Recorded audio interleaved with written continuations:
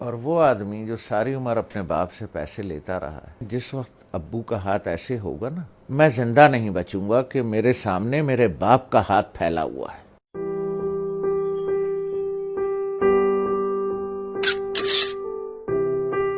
ایک دن میں بیٹھا ہوا تھا، اسلام آباد سے گیا تھا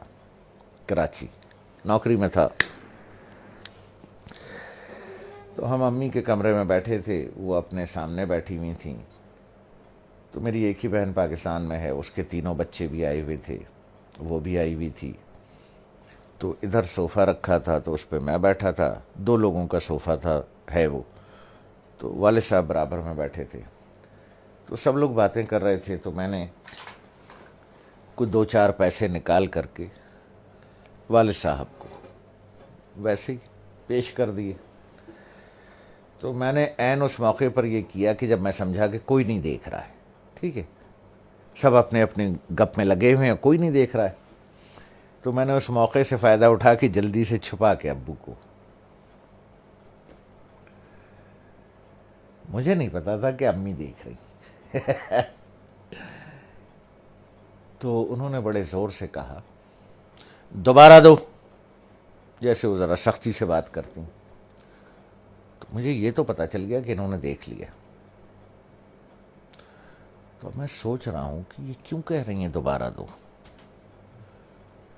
ان کا نواسا ساتھ بیٹھا تھا، حمزہ، جو ماشاءاللہ 6.25 فٹ کا ہے، اس وقت 6.25 فٹ کا تھا، تو مجھے تو انہوں نے بہت سختی سے کہا دوبارہ دو، اور اپنے نواسے سے کہا حمزہ دیکھو ماموں نانا کو کیسے پیسے دے رہے ہیں۔ تو میں نے جیب سے جو بھی پیسے نکالے یہاں رکھ کے والد صاحب کو ایسے یوں کر کے چھپا کے پیش کر دیے، تو ابو نے اٹھا لیے۔ تو دوبارہ جب امی نے کہا کہ دوبارہ دو، حمزہ دیکھو ماموں کیسے پیسے دے رہے ہیں نانا کو، تو میں نے دوبارہ دے دیے، تو والدہ نے کہا کہ اب اسے بتاؤ کہ تم نے ایسے کیوں دیے۔ تو میں نے کہا دیکھو بھائی حمزہ میاں، یہ میرے والد صاحب ہیں، میں ساری عمر ان کے ہاتھ سے پیسے لیتا رہا ہوں، اب میں نے یوں نکال کے پیسے دوں گا تو میرے والد صاحب کا ہاتھ یوں ہوگا،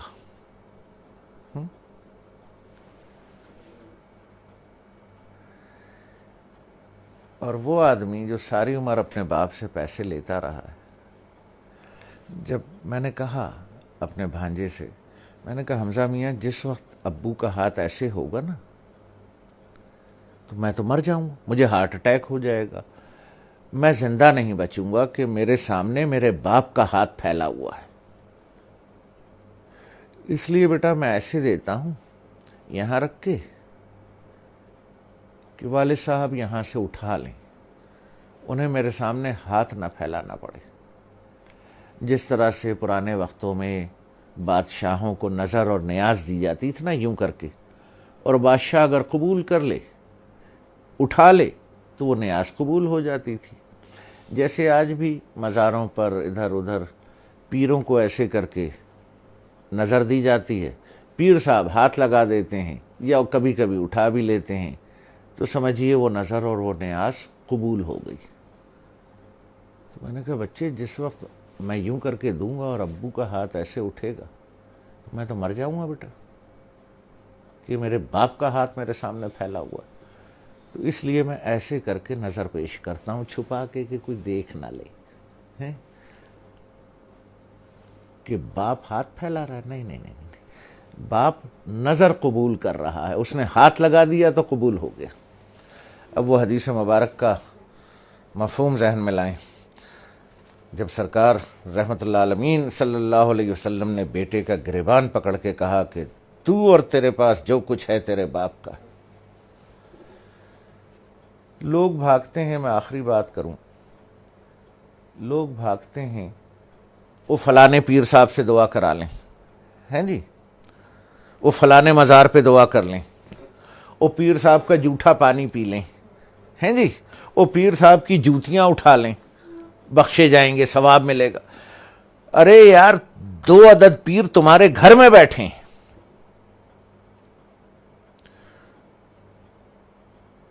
ایک عورت ایک مرد دو پیر تمہارے گھر میں بیٹھے ہیں یار، جا کے ان کی جوتیاں سیدھی کر،